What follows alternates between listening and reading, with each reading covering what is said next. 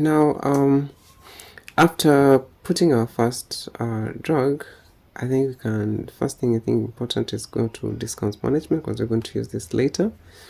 So you create the first discount, give it a name, and of course you can check percentage off or fixed amount.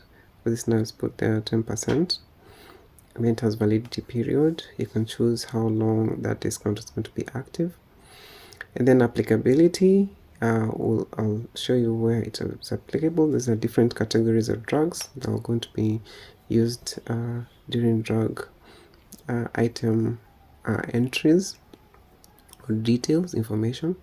So you can put restrictions, meaning minimum purchase has to be 150, and then maximum discount that can be given is 300, and then usage limit you can put to 100, and then you create account, meaning so that, and then we can add another discount item. So we can give this one, you can give it a name, and then instead of percentage you say fixed amount off, and then we put this case 50 shillings, and then also we check the applicability, prescription drugs, essential drugs as supplements, personal care or other restrictions. Let's say minimum purchase of say 300, maximum discount, the amount of discount it can give or can deduct will be 300, and then usage limit will be used let's say 100 times, and then we create that. So this will, and then you can see the amount discounts we have, details.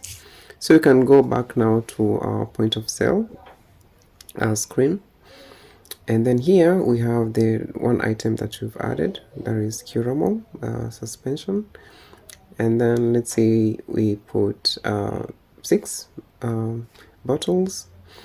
Now in this case we have to add a loyalty customer. It's not a necessity, it's something good for your records, so let's give that name, and then from there you can add now where the discounts come in. You can add now the discount. You can give it the cut discount or the item discount, meaning it will apply to the whole cart.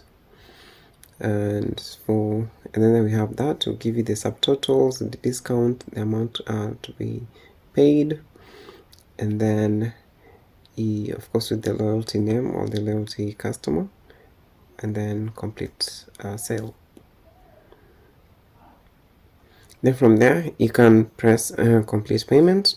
Then you have the tax invoice, we have all this information and the amount paid, and then at this point you can print the receipt.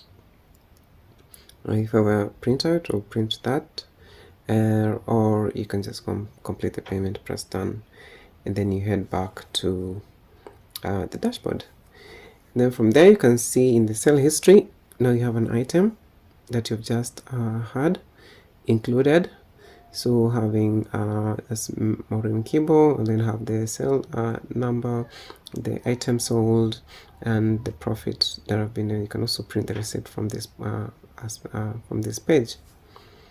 And yes, okay, from there I think we're going to discuss more on this on the next page.